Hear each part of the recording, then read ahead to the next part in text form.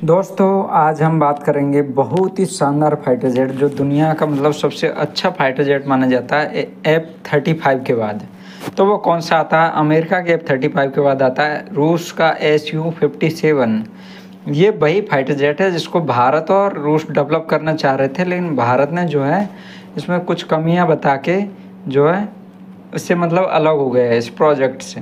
वैसे रूस भारत के साथ ही डेवलप कर रहा था, 2017 से डेवलप कर रहा था, लेकिन बाद में भारत अलग हो गया। हालांकि 2022 में रूस ने इसे बना लिया और अब उनके पास कम से कम 50 से ज़्यादा ये फाइटर जेट मौजूद हैं। तो इसको जो है F-22 F-35 के प्रतिद्वंदी के रूप में विकसित किया गया, मतलब इनको टक्कर देने के लिए। ये स्टेल्थ, इसकी सबसे बड़ी क्षमता है स्टेल्थ। अब ये पांचवी पीढ़ी के इसीलिए कि स्टेल्थ है, मतलब कि ये रडार में की पकड़ में नहीं आते। रडार के जितनी भी तरंग भेजेगी उसको सबको अवशोषित कर लेते हैं। इसमें विशिष्ट डिजाइन है, इसका तिरछा आकार रडार तरंगों को मोड़ता है, इससे रडार की पकड़ में नहीं आता। इसके आंतरिक हथियार वे भी इसकी स्टेल्थ क्षमता को बनाए रखते हैं, क्योंकि हथियारों को विमान के अंदर रखा जाता है जिससे उनकी रडार क्रॉस सेक्शन कम हो जाती है, मतलब बाहर हथियार नहीं रखते। हालांकि कुछ विशेषज्ञों का मानना है कि Su-57 की स्टेल्थ क्षमता F-35 जितनी नहीं है और F-35 ज़्यादा जो है स्टेल्थ है, जिसका अर्थ है हर तरफ से रडार के लिए मुश्किल से दिखाई देता है, लेकिन अन्य पहलुओं से यह कम प्रभावी हो सकती है। फिर भी यह पिछली पीढ़ी के रूसी लड़ाकू विमानों की तुलना में बहुत ज़्यादा शानदार है और इसका एडवांस एवियोनिक्स और सेंसर फ्यूजन भी इसमें लगा हुआ है, मतलब एडवांस रडार लगे हुए हैं। ऐसा रडार लगा हुआ है एल बैंड वाला और एक्स बैंड वाला भी 3 रडार लगे हुए हैं। ये रडार डेटा को एक साथ फ्यूज करते हैं, दुश्मन के विमानों और विशेष रूप से स्टेल्थ फाइटर को लंबी दूरी से ट्रैक कर सकते हैं। IRST इसमें एक infrared search and track system है जो दुश्मन के विमानों गर्मी को सेंसर कर लेता है। यह रडार से बचते हुए लक्ष्य का पता लगाते हैं, ट्रैक करने में महत्वपूर्ण है। डेटा नेटवर्किंग और AI Su-57 को AI संचालित डेटा नेटवर्किंग और ड्रोन समन्वय के साथ डिजाइन किया गया, जो भविष्य के युद्ध क्षेत्रों में इसकी क्षमताओं को बढ़ाता है। इलेक्ट्रॉनिक वॉरफेयर सिस्टम, इसमें Su-57 एक इलेक्ट्रॉनिक वॉरफेयर सूट से लैस है। इसे दुश्मन से रडार और मिसाइलों को जाम करने, भ्रमित करने के लिए डिजाइन किया गया है। और हिमालय EWD सूट होने की खबर है, जो मतलब कि इलेक्ट्रॉनिक हमलों से खुद को बचा लेता है। इसमें जो मतलब कि EW इलेक्ट्रॉनिक वॉरफेयर के लिए ही लगाया जाता है। जैसे कि किसी ने जैमिंग तकनीक का इस्तेमाल कर दिया तो ये उन तकनीकों को EW तकनीक कहा जाता है।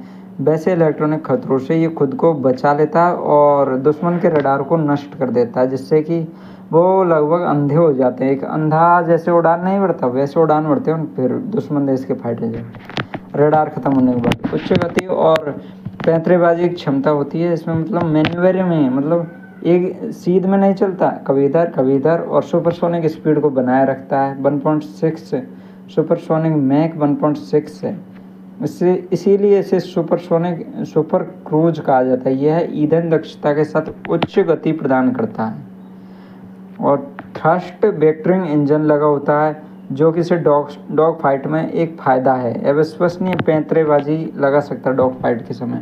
और हथियारों की बात करें तो आंतरिक और बाहरी हथियार भी इसमें जो स्टील्थ को बनाए रखते हैं, साथ ही बाहरी हार्ड पॉइंट भी इसमें लगे हैं, जिससे कि कभी कभी इन पे भी हथियार लगा सकते हैं।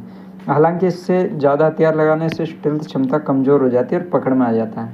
और इसमें जो मिसाइल है वो बहुत शानदार है, K-74 M2 शॉर्ट रेंज, और एक और मिसाइल है इनकी जिसकी रेंज 300 किलोमीटर है,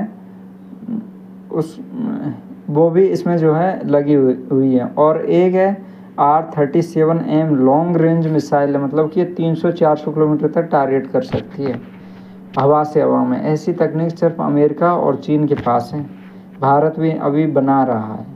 सामरिक लचीलापन की भूमिका है।